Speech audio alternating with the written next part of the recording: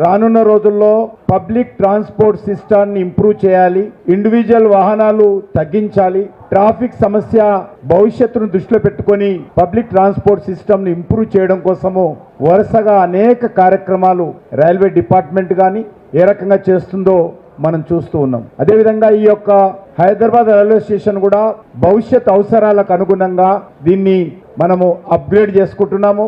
భవిష్యత్తులో ఎంతమంది ప్యాసింజర్స్ పెరిగినా కూడా వాళ్ళకి అన్ని రకాల వసతులు, ఆధునికమైనటువంటి వసతులు, ఏ రకమైనటువంటి ఇబ్బందులు లేకుండా మరి ఇంటర్నేషనల్ అంతర్జాతీయ స్థాయిలో ఉన్నటువంటి వసతులు మన నాంపల్లి రైల్వే స్టేషన్స్లో రాబోతుందనే విషయం మనం చేస్తా ఉన్నాను.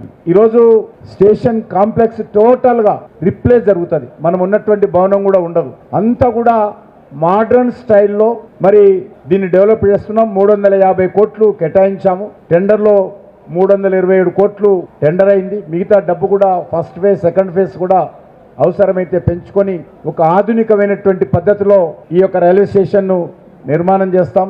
అదేవిధంగా ఈరోజు మన హైదరాబాద్ నగరానికి ఉండేటువంటి బ్రాండ్ ఇమేజ్కి అనుకూలంగా హైదరాబాద్ నగరానికి సంబంధించినటువంటి బ్రాండ్ ఇమేజ్ పెంచే విధంగా ఈరోజు మన నాంపల్లి రైల్వే స్టేషన్ కూడా రాబోతుంది.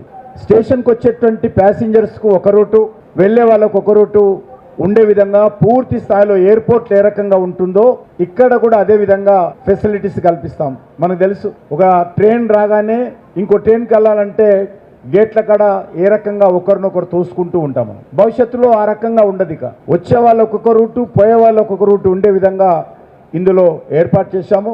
ఇది నాంపల్లి మనం మెయిన్ రోడ్డు ఉంది, మెట్రో వరకు కూడా నేరుగా మరి ఈరోజు ఫ్లైఓవర్ ఉండే విధంగా ఏర్పాటు చేస్తాం. ఇక్కడ స్టేషన్ నుంచి నేరుగా ఇక్కడ దిగాల్సిన అవసరం లేదు. అక్కడ దిగి నేరుగా మెట్రో రైల్వే స్టేషన్ నాంపల్లికి వెళ్ళే విధంగా కనెక్టివిటీ కల్పించేటువంటి ప్రయత్నం చేస్తా ఉన్నాం. ప్లాట్ఫామ్ మీద రద్దీ తగ్గించడం కోసం దీనిపైన కొత్త బిల్డింగ్ వచ్చింది, పైన మధ్యలో ఒక సెంట్రల్ హాల్ ఉంటుంది. ఆ సెంట్రల్ హాల్ సుమారు 6500 స్క్వేర్ ఫీట్స్తో ఆ సెంట్రల్ హాల్ ఉంటుంది.